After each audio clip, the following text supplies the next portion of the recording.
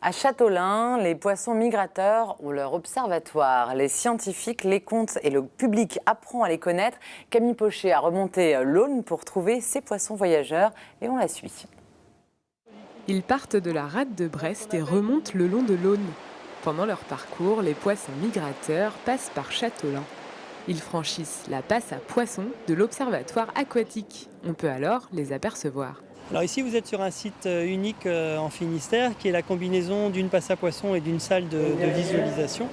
Donc qui dit salle de visualisation dit salle pour observer les poissons migrateurs. Donc c'est un bâtiment qui est immergé dans le canal de Nantes à Brest et qui permet d'observer les poissons. Les visiteurs font connaissance avec les aloses, les lamproies et quelques saumons. Ce jeudi, l'un d'eux est justement dans la passe à poissons. J'aime apprendre de nouvelles choses sur les animaux qui vivent ici. Pour moi, c'est très important. Certains ici se souviennent que dans les années 70, les saumons étaient bien plus nombreux à passer par Châteaulin. On avait descendu de l'Aulne en radeau, il y avait un canot de sécurité à côté.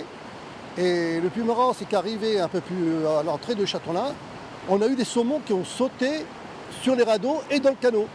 Et il y avait des pêcheurs à côté qui rouspétaient, ils s'imaginaient qu'on avait gardé les saumons pour nous. Et en fin de compte, les saumons avaient donné un coup de queue et étaient repartis dans l'Aulne aussitôt. Mais c'était assez marrant de voir que des saumons à cette époque-là, il y en avait beaucoup et plus que maintenant. Le rôle de l'observatoire, c'est aussi de compter les poissons migrateurs grâce à une caméra installée dans la salle d'observation et reliée à des logiciels de comptage. Objectif, observer l'évolution de ces populations de poissons qui, à Châteaulin, sont toutes des espèces protégées. Dans le Finistère, l'Observatoire aquatique de Châteaulin est le seul endroit qui a une double fonction, à la fois scientifique et pédagogique. Si l'évolution des populations de poissons migrateurs est alarmante, le SMATA prévient un comité de gestion des poissons migrateurs qui peut, par exemple, modifier les quotas de pêche. Saumons, lamproies et autres aloses peuvent remonter tranquillement le courant. Les observateurs veillent au grain. Et si vous aussi vous voulez découvrir l'Observatoire, ce samedi c'est la journée mondiale des poissons migrateurs.